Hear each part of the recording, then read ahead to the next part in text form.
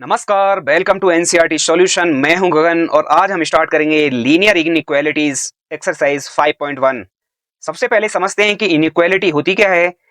Definition दी हुई है, टू रियल नंबर्स और two algebraic expressions related by symbol less than, greater than, less than equal और greater than equal form an inequality. तो जैसे कि नाम से ही पता चल रहा है, इनइक्वालिटी यानी कि जो चीज इक्वल नहीं होती है, जो भी एक्सप्रेशन इक्वल नहीं होती है उसी को हम इनइक्वालिटी बोलते हैं। जैसे कि 3 is less than 5, 7 is greater than 5 are the example of numerical inequalities. x is less than 5, y is greater than 2, x is greater than equal to 3, y is less than equal 4 are some example of lateral inequalities. 5 is greater than 3 and less than 7, x is greater than 3 and less than 5, y is greater than 2 and less than 4 are the example of double inequalities, क्योंकि इसमें दो बार less than greater then वाले sign का प्रयोग किया गया है। Next, जब भी हम इनइक्वालिटीज को सॉल्व करेंगे तो उसके कुछ रूल्स हैं कि हम दोनों तरफ इक्वल नंबर्स को ऐड और सब्ट्रैक्ट कर सकते हैं। इससे इनइक्वालिटी के साइन में कोई भी फर्क नहीं पड़ेगा। रूल नंबर 2 है कि हम इनइक्वालिटीज की दोनों साइड में किसी भी पॉजिटिव नंबर से मल्टीप्लाई और डिवाइड कर सकते हैं, लेकिन यदि हम किसी भी नेगेटिव नंबर से मल्टीप्लाई या डिवाइड करते हैं तो इनइक्वालिटीज का साइन चेंज हो जाता है। ये बहुत ही इंपॉर्टेंट पॉइंट है कि जब भी हम नेगेटिव वैल्यूज से मल्टीप्लाई या डिवाइड करेंगे तो इनइक्वालिटी का साइन चेंज हो जाएगा, अन्यथा वह साइन सेम रहेगा। इसको हम एक्सरसाइज में समझेंगे। तो first question is solve 24x is less than 100 when x is a natural number and second दिया है x is an integer। तो नेचुरल नंबर हमें पता है 1 से स्टार्ट होता है एंड 1 टू इन्फिनिटी तक जाता है। दूसरा, इंटीजर में नेगेटिव एंड पॉजिटिव वैल्यूज दोनों आती हैं। तो 24x is less than 100 को सॉल्व करेंगे सबसे पहले। तो यहाँ से 24 से डिवाइड किया है दोनों साइड में और हमें पता है जब हम डिवाइड करते हैं तो साइन चेंज नहीं होता है। तो लेफ्ट हैंड साइड में 24 से डिवाइड करने पे x आ गया, राइट हैंड साइड में 24 से डिवाइड करने पे 100/24 हो गया। 100 और 24 इज नथिंग बट 25/6। तो ये आ गया x इज लेस देन 25/6 और हम यहाँ पे देख सकते हैं कि 4 पॉइंट समथिंग ये वैल्यूज जाएगी। तो फर्स्ट है x is a natural number, तो x बिलोंग्स टू 1 2 3 4 और जब x इज एन इंटीजर तो x बिलोंग्स टू, इसमें सारी नेगेटिव वैल्यूज भी आएंगी। तो हमने डॉट डॉट डॉट करके दिखाया है नेगेटिव वैल्यूज को, -4 -3 -2 -1 0 1 2 3 4। तो यह क्वेश्चन सॉल्व हो गया। Next question is -12x greater than 30। Solve करना है when x is a natural number, when x is an integer. तो सबसे पहले हम इसे सॉल्व करेंगे। -12x इज ग्रेटर देन 30, तो 12 से हमने जब इसको डिवाइड किया दोनों साइड्स को तो साइन चेंज नहीं होगा। -x is greater then 30/12। अब हम यहाँ पे माइनस से मल्टीप्लाई करेंगे तो ध्यान दीजिएगा कि यह जो इनइक्वालिटी का साइन है ये चेंज हो जाएगा, यानी कि x इज लेस देन 30/12 को सॉल्व करेंगे तो -5/2 हो जाएगा and x is less then -2.5। For x is a natural number, तो नेचुरल नंबर हमें पता है 1 2 3 4 एंड सो ऑन ये होते हैं। क्योंकि x इज लेस देन -2.5 है तो इसका कोई भी सॉल्यूशन नहीं आएगा। Number second, x is an integer. Integer values में नेगेटिव और पॉजिटिव सारी वैल्यूज आती हैं, तो x बिलोंग्स टू -2.5 से जब यह वैल्यू छोटी होगी तो सारी नेगेटिव वैल्यूज -4 -3 तक रहेगी। Next question is solve 5x - 3 is less then 7 when x is an integer. Second, x is a real number. x is an integer में सारी नेगेटिव और पॉजिटिव वैल्यूज आती हैं और इंटीजर होती हैं, लेकिन रियल वैल्यूज में सारी वैल्यूज आती हैं और इसमें फ्रैक्शन वाली वैल्यूज भी रहती हैं। तो सबसे पहले इस इक्वेशन को सॉल्व करेंगे।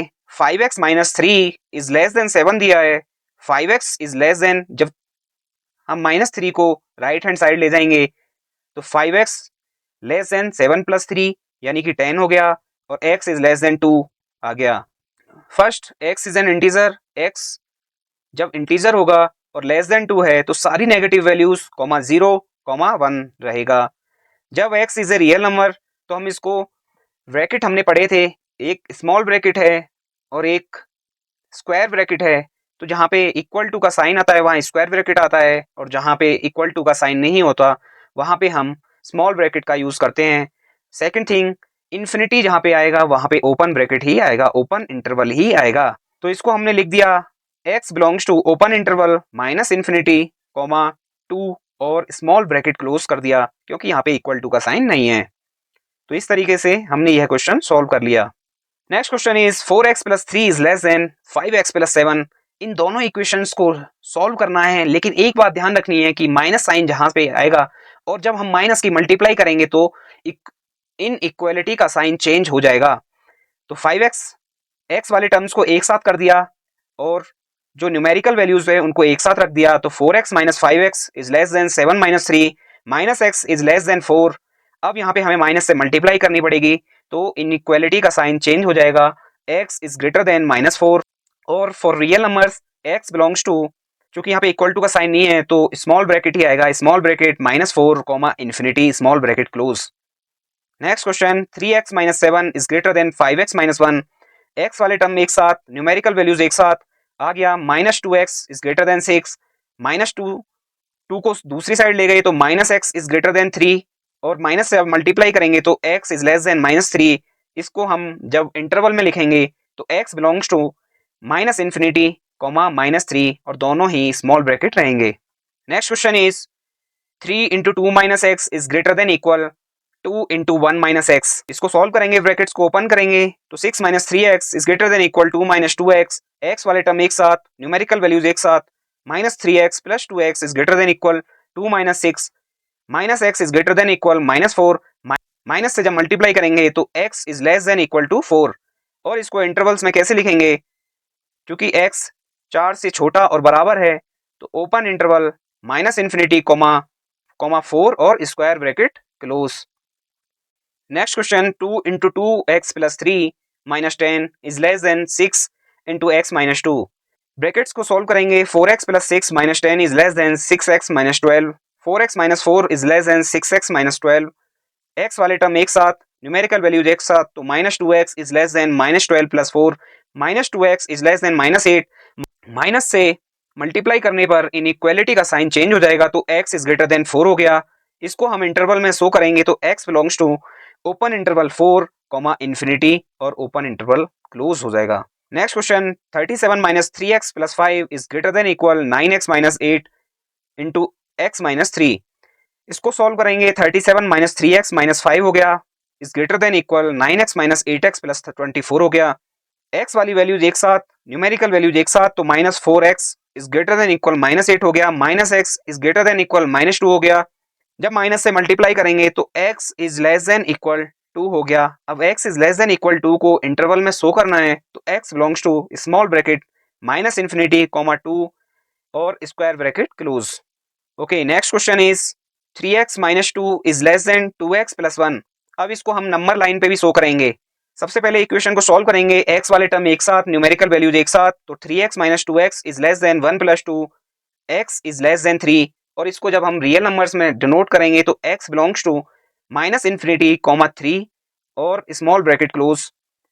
तो यहाँ पे हमने नंबर लाइन में इसको शो किया है कि 3 पे एक सर्कल छोटा सा बनाया है। अगर ये सर्कल डार्क होता तो यहाँ पे इसका मतलब ये इक्वल टू वाला साइन होता, लेकिन यहाँ पे क्या है, ये व्हाइट सर्कल है यानी कि डार्क सर्कल नहीं है। तो यहाँ से शुरू हुआ है और एक ब्लू लाइन जो कि माइनस इन्फिनिटी की तरफ जा रही है, एरो बना हुआ है। तो इस तरीके से हमने इसको शो कर दिया। Next question 5x minus 3 is greater then 3x minus 5। x वाले टर्म एक साथ, 5x minus 3x is greater than -5 plus 3, 2x is greater than -2, x is greater than equal -1 और इसको हमने इंटरवल्स में शो कर दिया, x belongs to square bracket -1 comma infinity और स्मॉल ब्रैकेट क्लोज। तो आप इस नंबर लाइन में देख सकते हैं कि -1 से ही है शुरू हुआ है और इक्वल टू का साइन है तो डार्क सर्कल से यहाँ पे शो किया गया है और प्लस इन्फिनिटी की तरफ एक ब्लू एरो को डिनोट किया गया है। तो हमने यह x is greater than equal -1 को शो कर दिया। Next question 3 into 1 minus x is less than 2 into x plus 4। Solve करने पे यहाँ पे आया x is greater than -1, interval में शो कर दिया x belongs to -1 comma infinity.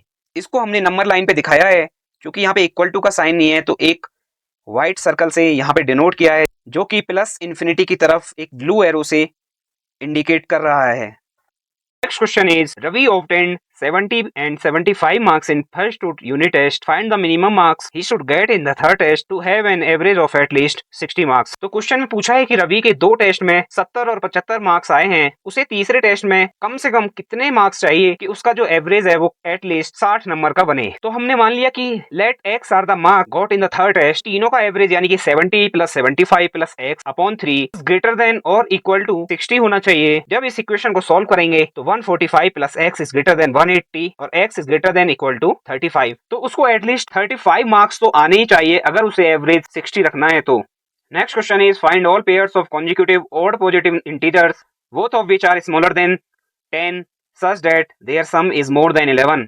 तो हमें सारे consecutive odd positive integers का पेयर निकालना है जो कि 10 से छोटे हैं और जिनका सम 11 से ज्यादा है। तो हमने मान लिया कि x और x प्लस 2 दो consecutive odd positive integers हैं।